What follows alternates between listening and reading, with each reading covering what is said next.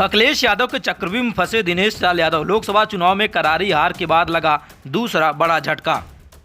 पूर्वांचल के कई लोकसभा सीटों पर सपा ने परचम लहराया। पीएम मोदी और सीएम योगी के चुनावी मैजिक को जनता ने नकार दिया।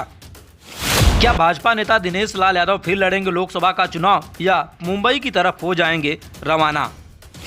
2022 विधानसभा चुनाव की तर्ज पे 2024 के लोकसभा चुनाव में समाजवादी पार्टी को मिली आजमगढ़ में बड़ी कामयाबी। पूर्वांचल के रण में समाजवादी पार्टी ने 2024 के चुनावी रथ यात्रा में बड़ी कामयाबी हासिल की है। जिस तरीके से 22 के विधानसभा चुनाव की तर्ज पर पूर्वांचल में 2024 के लोकसभा चुनाव में प्रदर्शन बरकरार रखा है, या कहें कई लोकसभा सीटों पर समाजवादी पार्टी ने जीत का परचम लहरा दिया है। क्योंकि जिस तरीके से 2022 के विधानसभा चुनाव में अगर आजमगढ़ के लोकसभा क्षेत्र की आंकड़े की बात करें तो पांचों विधानसभा सीटों पे जिस तरीके से समाजवादी पार्टी के प्रत्याशियों ने जीत दर्ज की थी,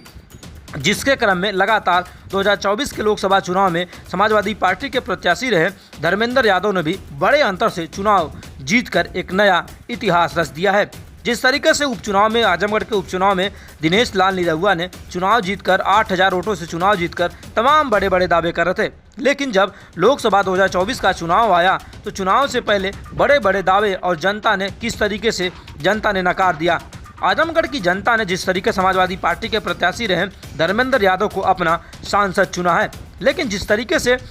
बड़े बड़े दावे बड़े बड़े वादे करने वाले बीजेपी के पूर्व सांसद या कहें बीजेपी के नेता पूर्व सांसद दिनेश लाल निरहुआ क्या आने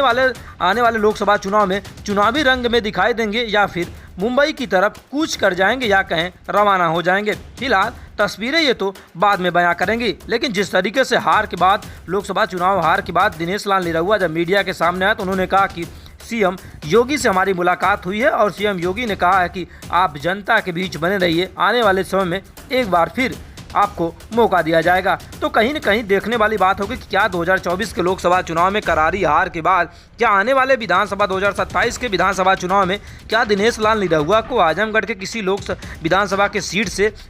बीजेपी का प्रत्याशी बनाया जा सकता है? इस पर फिलहाल चर्चा और चिंतन या मंथन का दौर जारी है। लेकिन जिस तरीके से आपको बता दें कि पूर्वांचल के कई लोकसभा सीटों पर समाजवादी पार्टी ने इस बार भारी बहुमत से चुनाव जीता है, जिससे कहीं न कहीं समाजवादी पार्टी 2022 के जो विधानसभा का चुनाव था जिसमें ओम प्रकाश राजभर के बड़े बड़े दावे थे कि ओम प्रकाश राजभर के साथ गठबंधन था, तभी पूर्वांचल के कई विधानसभा सीटों पर समाजवादी पार्टी ने चुनावी जीत दर्ज की थी। लेकिन फिलहाल इस बार